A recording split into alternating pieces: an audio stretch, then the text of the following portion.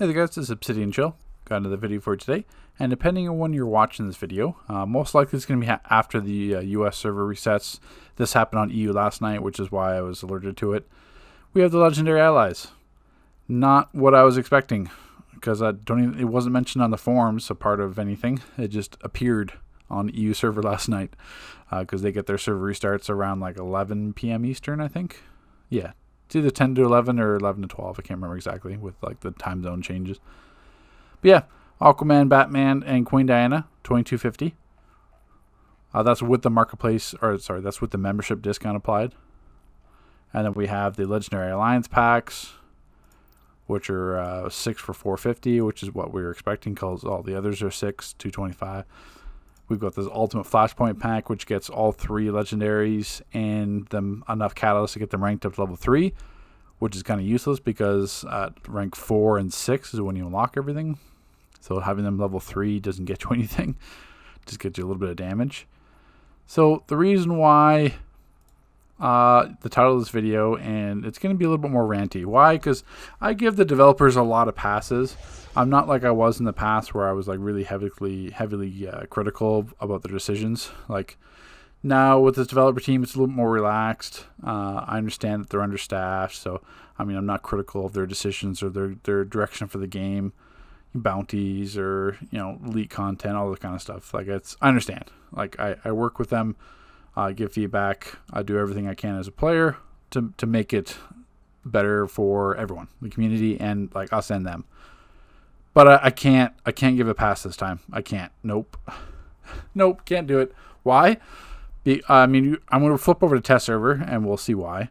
But it's when the episode released on the 25th, they said Legendary Allies weren't ready. So they're not ready to be released to that. Okay, that was great because they definitely weren't. I mean, you saw my videos. Half of the times they were completely broken, things not working. And then we figured, okay, they'll take the week. They'll listen to our feedback. They'll change them, make them worth the actual like heavy investment to actually worth it. Because I'll put up on the screen now. So if you wanted to rank one of these Legendary Allies, just one, you have to buy it for $22.50.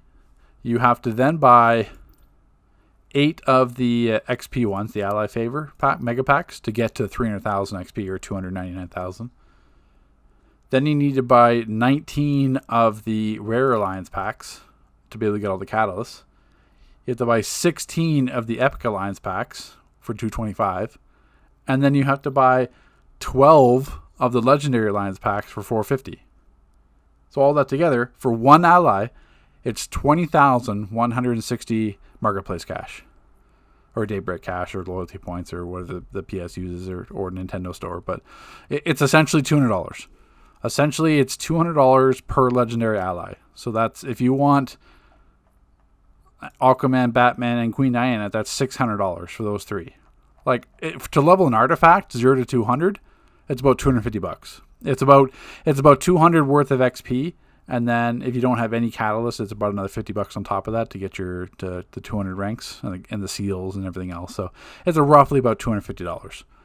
And allies, which are nowhere near as powerful as artifacts, are $200 for legendaries. So, I mean, the pricing is one thing, but I mean, there's ways they could have made it worth it. They could have changed the passives. I mean, we could have had both passives active at the same time. So if you buy Batman, we can only choose one of his passives. So, I mean, epics and rares are really cheap. I mean, Cyborg took like 4,000 something station cash to level. I mean, that's nothing. And that's without buying any catalysts or having any catalysts from like the daily rewards. Like it could have been cheaper. And it only cost $450. So you got Cyborg that has an amazing passive, is the best in damage, and it costs a fraction of like Batman, Aquaman, and Queen Diana, who have 2 passes, but we can only use one of them. So with all this price increase, we should be able to use both passives at the same time. I mean, that should have been like from the start. I mean, you got to find a way to justify the price increase. It's not like, it's like, here, buy Cyborg for $10. That's better than the ones that you're paying $200 for. What? So let's jump over to test server. Let's show you the results, and let's continue this rant because I can't I cannot let the developers get away this time. I can't give them a pass. They have royally screwed up allies. This whole release. From test server to feedback to ignoring feedback to like non-existent feedback to most like convoluted and like confusing descriptions of abilities that still aren't fixed. So let's jump to the test. Okay, I was going to jump to test server, but it actually is much simpler to just show you the spreadsheet kind of breakdown here, because I can show you some footage here, but I mean essentially it's all here. So ally damage, I retested everything. I went on test server. It's a different build, 5.9 or 519.572 versus the old build that I tested, which is 519.433. So I mean a build has been updated. So I have no reason to expect that these legendary allies aren't the ones that are going to be on live server, because I mean unless they want to give me $600 to live test these things. I mean, 2, that's completely unrealistic and ridiculous that they wouldn't be like that, because I mean, what, you're going to level these up and like not be able to test them or not assume that they work properly. So Flashpoint Batman damage stayed about the same. I mean, it maybe have gone up between 5 and 10%. I know the numbers are all over the place, but I mean, Batman's really inconsistent anyway because of his grenades. Like it's massive, it's single target damage, and then he throws grenades, which have super wide arcs. Like if you're throwing them on the 8 sparring targets, even that's wider than the sparring targets. So I mean, it's really inconsistent. Cyborg is much more consistent in terms of the projectile and how to use it. So Batman can easily miss damage, but I mean, at least it's 350k damage, which is more damage than say like the Oracle, House of Legends, Calculator Bot. It's still less than Cyborg, but I mean, technically Batman is number 2 in damage. Queen Diana doesn't have any damage component to it. It just taunts enemies. In my testing, there is a delay. So for example, I went to like the mini bounties in Flashpoint Gotham, popped a shield, jumped in, they started attacking me. I summoned Diana, and basically they broke through the shield and killed me. So it was about like maybe 3 or 4 seconds. She did pop her shield, but it didn't matter. They were still going to kill me. They still killed me. Same thing with Doomsday. But then I went to like the Paradox Prince, same thing. Started attacking, popped a shield, popped Diana, and then it did switch to Diana. So it does work. It's just that don't pop it like the last moment trying to save yourself. Pop it think that you need a bit of a breathing room, because there is a delay in terms of when Queen Diana will taunt with her shield, and then when they actually start attacking Diana and not you. Emperor Aquaman, I mean, his damage stayed about the same. I mean, the parser, that's just parser bias there. 2%, 0%, whatever, less than 1%. That's just parser bias. But same thing. So Aquaman, 246k. If we go back, Calculator Bot's 224. House of Legends is actually more. Oracle's 220. Like Flash is like 220 as well. So I mean, you're paying $200 for a legendary ally, and its damage is less than ones that cost like $10. Like, what? I mean, even then, House of Legends bot saw the 10% increase. Calculator Bot and Oracle Bot did not see the 10% increase that the developers promised. It's in the patch notes. It said all allies increased by 10%. Nope. That didn't happen, just to the House of Legends. That should have happened to Calculator and Oracle. And if it did, that means they're doing more damage than Aquaman or similar. So, I mean, how does that make sense? How can you pay $200 for an ally that does the same or less damage than an ally that costs a fraction of the amount? So you're telling me that an ally that costs 7 catalysts and 8,500 XP should be the same damage as one that costs 300,000 XP and 272 catalysts? Where's the correlation? Where does that make any sense at all? Like in terms of artifacts, that's like saying you can buy a 120 artifact and it's better than a 200. That's not the case ever. Every single artifact, there's clear differences between 80, 120, 160, and 200. A 120 artifact is never better than a 200 artifact. Like an 80 artifact is never better than like a 160 artifact. That never happens in terms of stats, in terms of the abilities. It's a clear progression. There's no clear progression in allies. It doesn't make any sense at all. They all do pretty much similar damage besides Flashpoint and Cyborg. Cyborg does double the damage of other ones. and it's still an epic. So I mean, Cyborg's realistic in terms of its cost. I mean, at least it's 75,000 XP, 68 catalysts. I mean, that's fair. But then the legendaries, I mean, if you want to make them actually worth it, $200 each. Why is their damage less than the ones that cost like nothing? Where's the thought process? I mean, that doesn't make any sense. And then if you want to have legendaries focused on their passive abilities, we can only choose one. And even then, the Cyborg passive is arguably better than any of the legendaries. I mean, yeah, you got like the Aquaman one. I'll touch on these in a sec, but I'm just saying, like, there's some passives for the legendaries that are good, but a $200 good? Is it really worth, are they justifiably that much better than Cyborg, which is 75K versus 299K? A 295% increase. And a 300% increase in catalyst costs. So is Emperor Aquaman's passive 300% better than Cyborg's passive? Nope. Cyborg's passive is much more beneficial to all roles. Doesn't matter. I mean, besides maybe Prek, but I mean, controllers, healers, tanks, everyone uses power. Everyone can suffer in a group with like a worse troll or a troll that's like a buff troll, a claw troll that doesn't have high vit, so the vit ticks less. I mean, everyone can use power, even me. I've got, whoever 660 skill points or whatever, max vit, everything, max stats, OP items. I still run out of power all the time.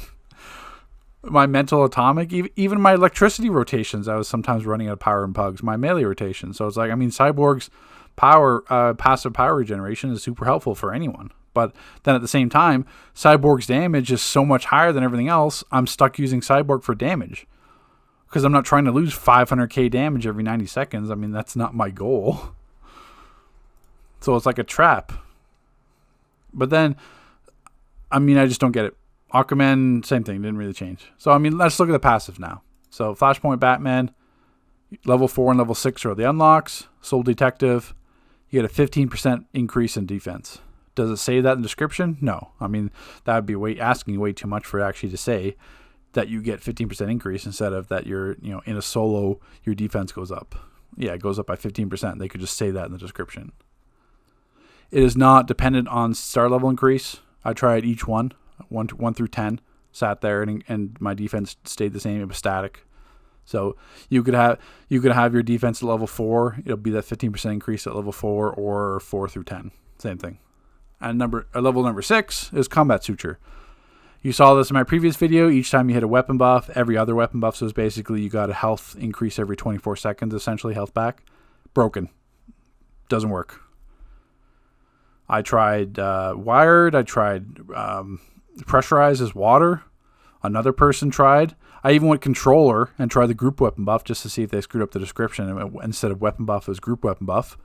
And as a mental controller, couldn't proc it either. So, and that used to work. So that's ally number 1, Flashpoint Batman, broken. Combat Suit, one of his passives, completely broken. On to Queen Diana. Take that. Broken again. That has never worked. Since the beginning of August, when this was on test server, that ability has never worked. And that's the one where a pull debuffs weapons. So if you go to a sparring target and use like lasso, you'll see a little foot icon that means that the sparring target's grounded, effects are applied. If I've been controller and use a debuff on a sparring target, I can see that debuff.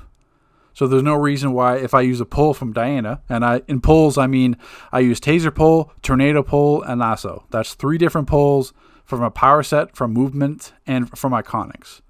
And none of them applied any sort of icon debuff. My weapon attacks were the exact same. I tested it before and after using it as martial arts. All the attacks were within range. I went to a duel. Nothing showed in the combat effects. So in a duel, it should show. So any kind of debuff should show in your effects tab as in a duel. That's how I tested the Amulet of Rao controller debuffs. If you use Amulet of Rao in a duel, it'll say all the extra defense percentages in terms of like 15%, 35, or whatever the percentages depending on the rank of it. Doesn't show anything. Don't Weaken, that's the one where it's a group breakout, if you break out from a stun, you increase your might depending on players around you. That does work. It actually works better than I thought. So it is CR dependent. So that's why if you're in clamp content, it is actually a lower debuff, or sorry, lower buff of might. That's what threw me off before. It was like 100. And then when I did it in the Watchtower, and I also did it in Patchwork Themyscira, because it's hard to find an ad that stuns you in open world. So the, whatever the birds, I forget what they're called, but the birds in Patchwork Themyscira will always stun you. So then you can break out. And I had 1 player and 2 players. So when the 1 player buff, my base was 68,046. I was CR 47, 347, broke out. And my might went to 69,307. So I got 1,200 extra might just by breaking out. And if I had a second player in the group, it went to 1,914, which was an extra 653 for the second group member. So the buff, like dividing the buff didn't work out exactly to 653. It was like 630 or so average, but you do get a large increase with one Diana or Queen Diana. But the big but there, you have to break out of a stun. How often do you break out of a stun in combat? As a tank, this works great. I mean, not that you'd be doing much damage as a tank anyway, but I mean, in terms of like an Earth battle tank would be amazing now. You get stunned, break out of a stun, go back in a jackhammer, and you got an extra 2,000 might, and then on top of all the other buffs you'd have, you're laughing then. But as a player, if you're some might DPS sitting in the back or mid-range or whatever, you're not going to get stunned that much.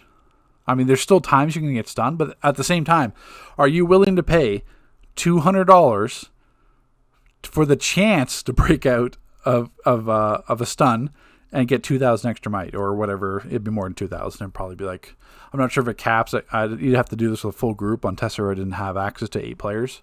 I only had access to 2. So, I mean, I'm sure it caps out. I'm sure it's not like an increase of like 10,000 XP or 10,000 might. That wouldn't make much sense, but I mean, it could. But at the same time, you're paying $200 for the chance for that to happen, because there's plenty of times where you're not going to get stunned. Sometimes you will. Just depends on the content. But, I mean, that's a lot of money to pay for a passive that you may not even have access to. And then the other passive, take that as completely pointless. I mean, as a player, if you use as a tank, it's okay. But, I mean, as a DPS or something, or a controller or a healer, it's completely useless. Emperor Aquaman, Seaside Restart. This stayed the same. So, I mean, in my video, I didn't know this, but I'd post it later on the forums and my Discord. So the base cooldown of an ally is 90 seconds. And then depending on how much supercharge you use, this was the point that A was nowhere in the description of the power, which would be helpful. But I mean, that goes to that point again. But if you use a 2,500 supercharge, it's 85 seconds, 5,000, it's 82, and 10,000, it's 75. So at the same time, everyone's like, oh, that's OP. Everyone's going to be using Aquaman. But at the same time, are you paying $200 to save 8 seconds on your ally? Or because no one's going to be using a 10,000 supercharge. Even with like a lot of gem spam, you're not filling a 10,000 supercharge. I mean, the odd people might use like Call of Deep or Big Gun or Oblivion. But I mean, most groups are going to be using like Neo Venom Boost or like Entomb, Circuit Breaker, whatever, Berserk. They're going to be using 5,000s. So you have 82 seconds instead of 90. So even though this is a great passive, I mean, it's helpful, you're paying $200 to save 8 seconds cooldown. And I mean, in most content, you're not even using your ally back, like off cooldown. In single target fights, you would, just because it's a boss fight. But I mean, an AoE, you're necessarily not. You might be waiting for the next set of ads. I mean, if there's only 2 ads, you're not going to be summoning an ally on 2 ads, because they're probably going to be dead from all the gem spams and EUG procs and stuff. So you're waiting for the right moment and the right big group of ads to summon your ally. So then really saving 8 seconds doesn't save you anything. So that's my point. Yeah, it is a helpful passive for sure. But at the same time, does it warrant a $200 for that? No. Especially when Aquaman's garbage for damage too. And then hear my call. This is the pet damage one. Broken. Broken last time. Broken this time. I think it's been broken all of August too. Because someone said when Allies first released, they said it only worked with Crystal and Fury. So I went with Crystal this time. Didn't change. So Robot Sidekick, 206, 205. Crystal, 356, 356. And Father Box, 726, 727.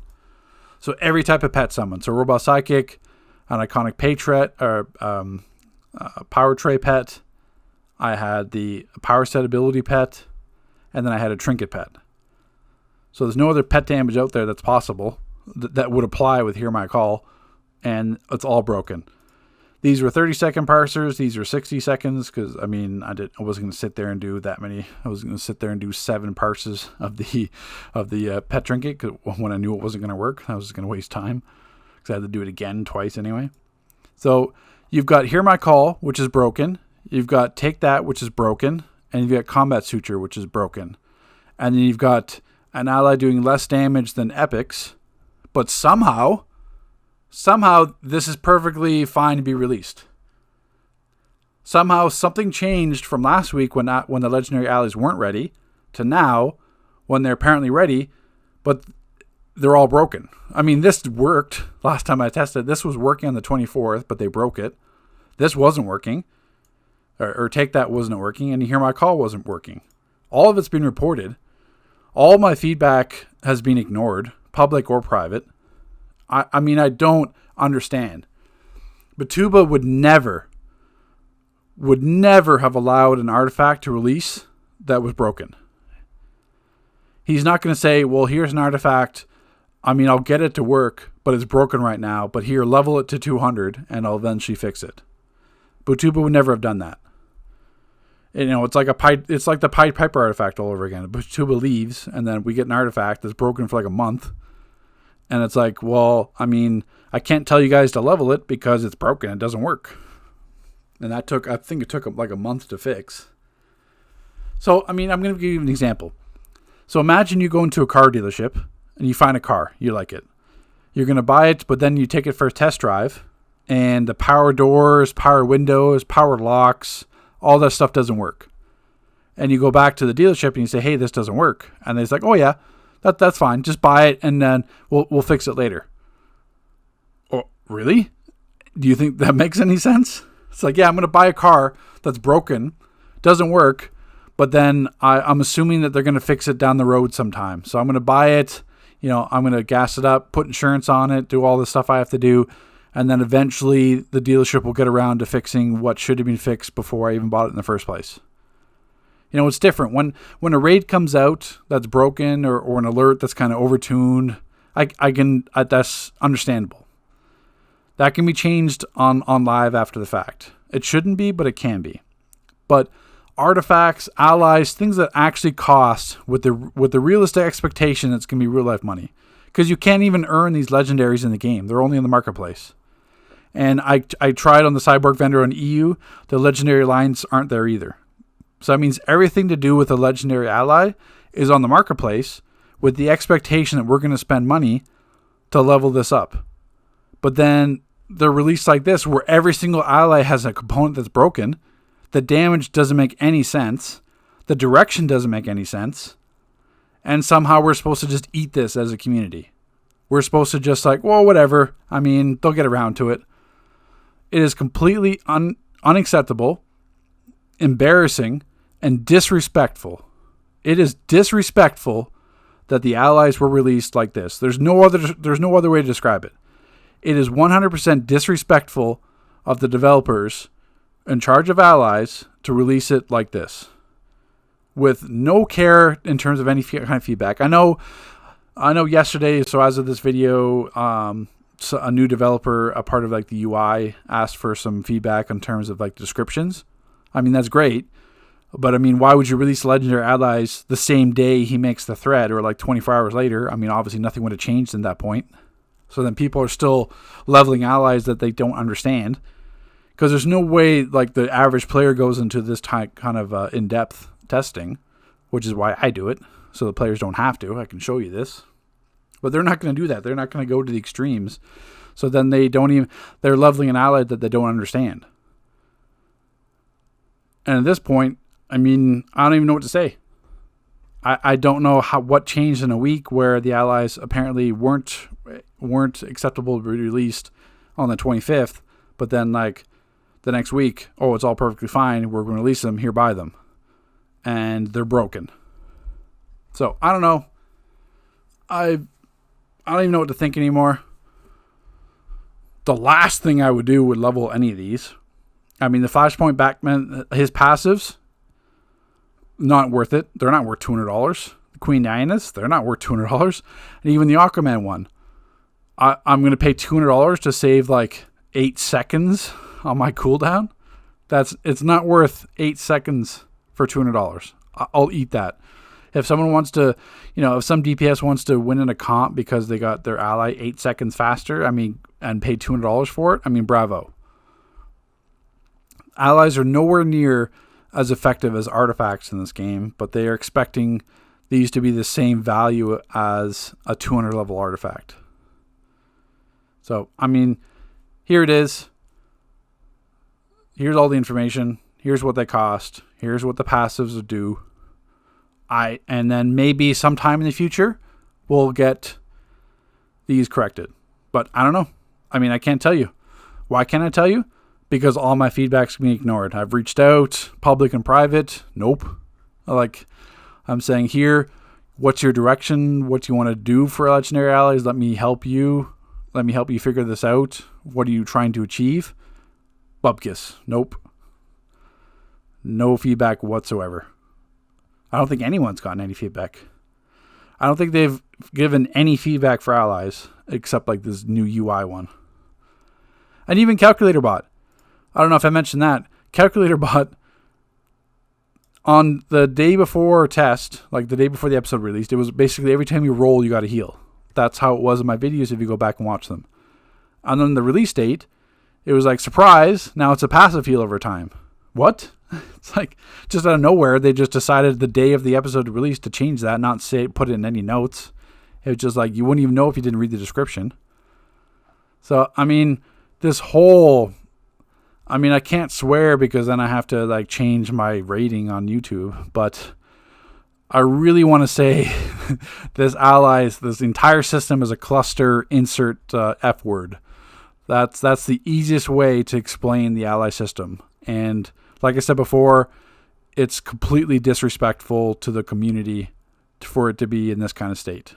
So take care, guys. We'll see you in the next video.